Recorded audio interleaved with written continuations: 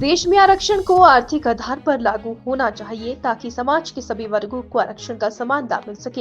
ये बात अखिल भारतीय क्षत्रिय महासंघ के राष्ट्रीय अध्यक्ष महेंद्र तंवर ने राजगढ़ में आयोजित एक पत्रकार वार्ता में कही।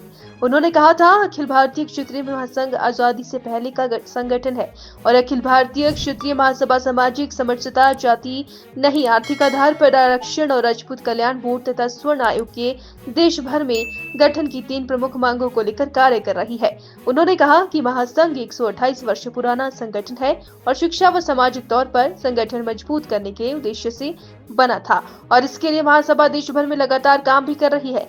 इसके तहत महासंघ ने देश भर में 3 रथ यात्राएं निकाली है, जिसमें देश भर में विभिन्न स्थानों पर महासंघ द्वारा इस बारे में जागरूक किया गया। उसके बाद ही केंद्र सरकार से सामान्य वर्ग को 10% आरक्षण लागू दिया। ये अखिल भारतीय क्षत्रिय महासंघ के प्रयासों से ही संभव हो पाया है और आज देश भर में सामान्य वर्ग के लोगों को 10% आरक्षण मिल रहा है।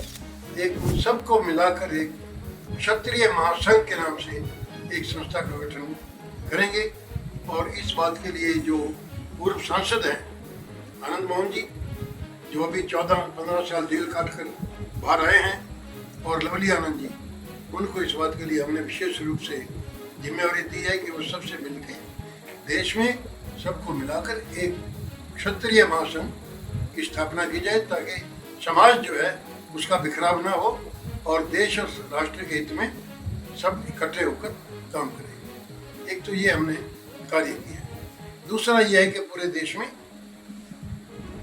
जो है राजपूत कल्याण बोर्ड की स्थापना हो, जैसे आपके यहाँ तो है, पूरे सभी प्रदेशों में हो, केंद्रीय स्तर पर भी हो, राजपूत कल्याण बोर्ड की स्थापना हो और स्वर्ण आयोग का भी गठन।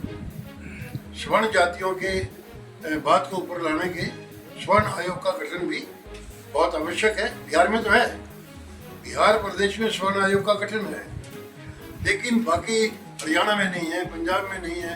आपके यहाँ राजपूत कल्याण बोर्ड तो है हिमाचल में, लेकिन स्वर्ण आयोग की मांग यहाँ पर भी लगातार है।